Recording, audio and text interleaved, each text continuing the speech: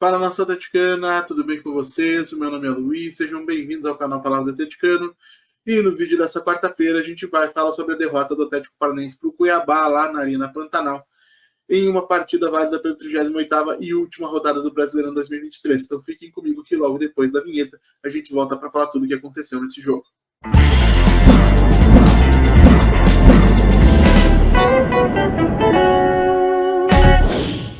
Então vamos lá para aquele que talvez se torne o pós-jogo mais curto da história do canal. Não tem muito o que falar de Cuiabá 3, Atlético Paranaense 0, partida que teve início às 21h30 dessa quarta-feira, dia 6 de dezembro de 2023, e válida pela 38ª e derradeira rodada do Campeonato Brasileiro desse ano. E para esse duelo, o técnico interino Wesley Carvalho, que se despede do Furacão, escalou a sua equipe com o Bento no gol, Matheus Felipe, Kaique Rocha e Vinícius Cauê, formando o trio de defensores, Madson na ala direita, Eric Hugo Moura na base do meio de campo, Tomás Coelho na ala esquerda, Christian e Vitor Bueno atuando aí como uma dupla de meio-campistas articuladores e abastecendo o único atacante do sistema de jogo, no módulo de jogo do Atlético, no caso dessa noite, mais uma vez, William Bigode. E no primeiro tempo, se eu falei no vídeo de ontem que uma grande preocupação seria uma possível desmobilização do Atlético, a gente realmente viu que, seja pelo motivo que for, seja pela falta de um objetivo esportivo claro, a única coisa que o Atlético poderia alcançar no jogo de hoje seria uma maior premiação caso ultrapassasse o Fluminense na tabela de classificação, seja pelo desgaste físico acumulado ao longo da temporada, seja pelo fortíssimo calor que faz lá em Cuiabá, e isso é uma situação que é inegável, né? A gente realmente em nenhum momento viu um Atlético competindo de igual para igual com o Cuiabá, principalmente na primeira etapa. Primeira etapa em que Cuiabá abre o placar num pênalti bem batido pelo Clayson e desnecessariamente cometido pelo Kaique Rocha, foi realmente bastante ingênuo na forma como disputou aquela bola. O Cuiabá que ainda amplia a vantagem no marcador durante o primeiro tempo, né? O Clayson, salvo engano, cruza uma primeira bola que é afastada pelo Kaique Rocha, fica com um rebote. O Matheus Felipe não encurta a distância em relação ao Clayson. No momento do segundo cruzamento, ele encontra o Derek Lacerda entrando aí entre próximo à segunda trave para completar para o gol. O Derek Lacerda, que não marcava gol, acho que salvo engano há mais de um ano, marca contra o Atlético. E o Cuiabá vai para o vestiário com uma vantagem bastante merecida. Para o segundo tempo, o Wesley Carvalho mexe na equipe, era o mínimo que se esperava dele. Saca o Matheus Felipe, que fez mais um jogo tenebroso, acho que, inclusive, talvez seja um indício de que ele mesmo sabe que não deve ficar para a próxima temporada. Entra o Lucas Beleze, né, jogador que o Atlético trouxe das categorias de base do Corinthians, passagem por seleções brasileiras de base, sempre tido como um zagueiro bastante promissor aqui no contexto do futebol brasileiro, e fez um jogo razoável contra o Cuiabá, conseguiu, se não me engano, um desarme, um chute bloqueado, foi relativamente preciso com a bola. É um jogador que a gente pode ficar de olho no Campeonato Paranaense do ano que vem para ver se ele realmente consegue, vamos dizer assim, mostrar no futebol profissional o potencial que ele mostrou durante o seu tempo de Corinthians, né? No Atlético, infelizmente, ele chegou no meio da atual temporada e ainda não apresentou um futebol com o nível que se esperava dele. De qualquer maneira, além do Lucas Beleze, entraram o Agustin Canóbio e o Romulo, né, no lugar do Vitor Bueno. O Atlético ganha em ímpeto físico, né, consegue competir mais, então o Cuiabá deixa de ser tão dominante. O Atlético tem um certo crescimento, embora em termos de chances realmente claras, o Atlético não tenha construído nada ao longo da segunda etapa.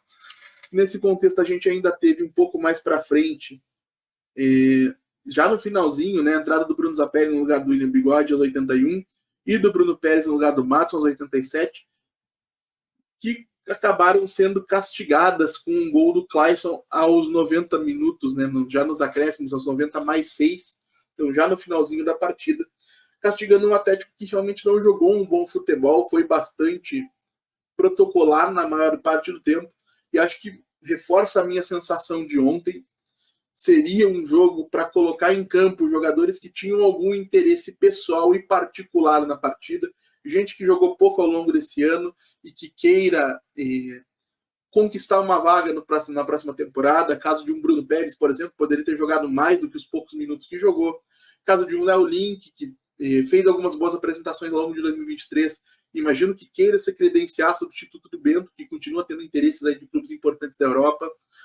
Seria o caso de colocar alguns jogadores importantes das categorias de base para vê-los jogando numa situação aí um pouco mais exigente, seria o caso de ter colocado com alguns minutos, com mais minutos, né? Dudu, que não entrou, Chiquete, que não entrou, enfim, jogadores que o Atlético pudesse imaginar estando no Campeonato Paranaense no ano que vem, dando um salto para a equipe principal. Mas a gente acabou vendo o Wesley morrer abraçado com as mesmas opções de sempre, dando a mesma preferência e deferência aos veteranos do elenco que ele sempre deu, né?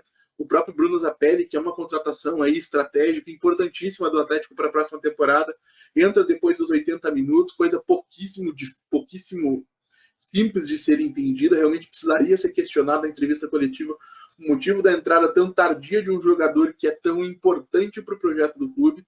E além disso tudo, o Wesley Carvalho que se despede mais uma vez dando mostras de uma enorme limitação no seu trabalho como treinador.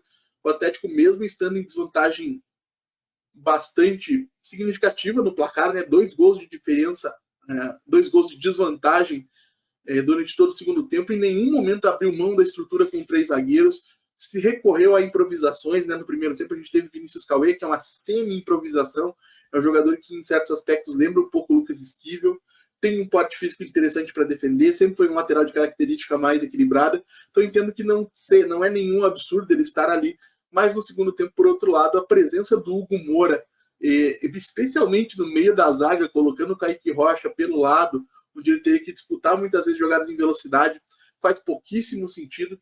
Então, Wesley Carvalho, que eu sempre reconheci aqui, teve algumas ideias interessantes ao longo desse ano, que infelizmente não se compuseram um quadro maior, formando uma equipe competitiva, se despede com mais uma nota bastante negativa, mostrando uma certa limitação, pelo fato de que, tudo bem, ele pode ter uma ideia, uma proposta de jogo que parta de um esquema com 3 zagueiros, não tenho problema nenhum com isso.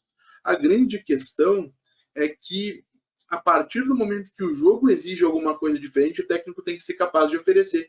E o Wesley Carvalho em nenhum momento mostrou essa versatilidade, esse repertório de ideias que pudessem levar um Atlético a um resultado melhor do que essa derrota de 3-0 no jogo de hoje.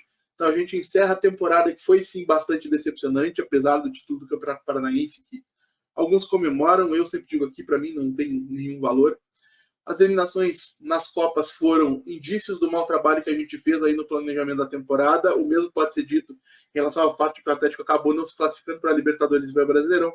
Muita coisa precisa mudar para 2024 e a gente espera que nos próximos dias a diretoria já comece a dar indícios de que essas mudanças acontecerão, trazendo aí um diretor técnico de qualidade, confirmando a contratação de um CEO, que é uma chegada importante para a estrutura administrativa do clube, e começando também, lógico, a qualificar esse elenco com algumas contratações de jogadores que serão importantes para 2024, para que o Atlético possa retomar um melhor caminho na comparação com aquilo que a gente acabou vendo esse ano.